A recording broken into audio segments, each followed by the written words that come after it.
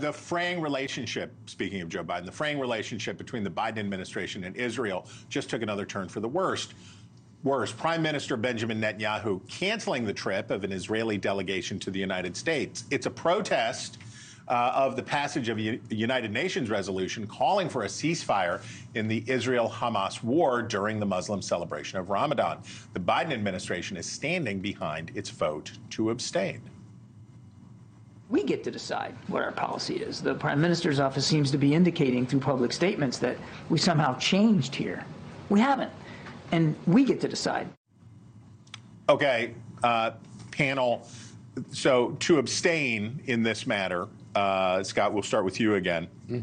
To abstain in this matter is neither pleasing to Israel's critics nor pleasing to Israelis and people supporting them. Does this speak to the vapor lock around the Biden administration on this issue? They can't really seem to pick a way that they want to go as it relates to dealing with Israel. Well, they're picking a way. 2 points. They're picking a way along with several other countries who this abstention allowed this resolution to pass for the first time. That's pretty powerful and significant.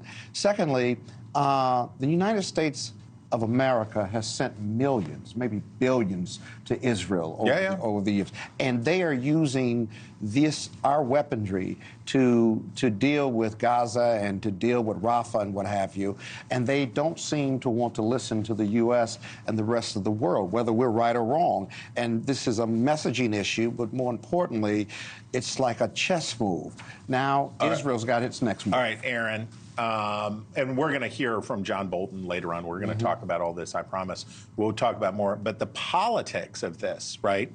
Biden is in a crack here because his base is upset, is what Scott just described about, we just heard Alexandria Ocasio-Cortez use the G word. She called it a genocide or said she got in the neighborhood of talking about genocide.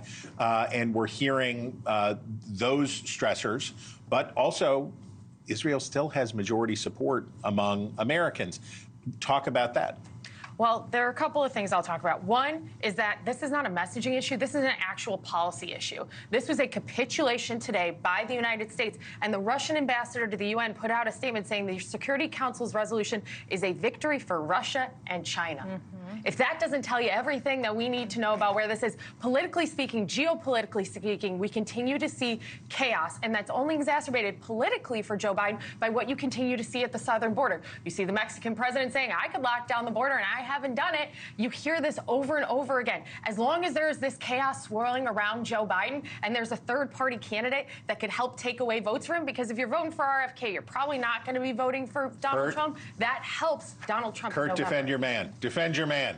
I mean, I'm sorry. When I hear the word chaos, I happen to think of Donald Trump. I'm just saying, you know, all due respect to that. And I happen to think about the Afghanistan poll. I mean, but here's the bottom line. I honestly don't think that when I think about the voters who are going to determine this election in Michigan, in Arizona, in Georgia, in Wisconsin, I don't think they're going to be paying too much attention about what's going on right now today with a UN resolution. I don't think they have the slightest clue what's going on. I don't think the American people are that tuned in on that front. Denise, really quickly, is that what people who hate politics are thinking? Yeah, I think people who hate politics probably do still have principles. And I think one of the reasons that they hate politics so much is because we have politicians like President Biden who are trying to thread the needle and have it all ways. And guess what? You got to stand for something if you want to be president.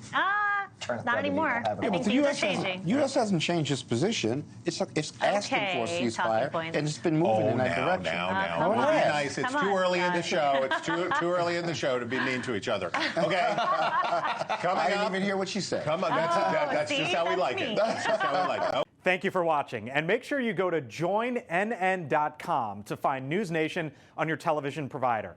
And don't forget to click the red subscribe button below to get more of NewsNation's fact-driven, unbiased coverage.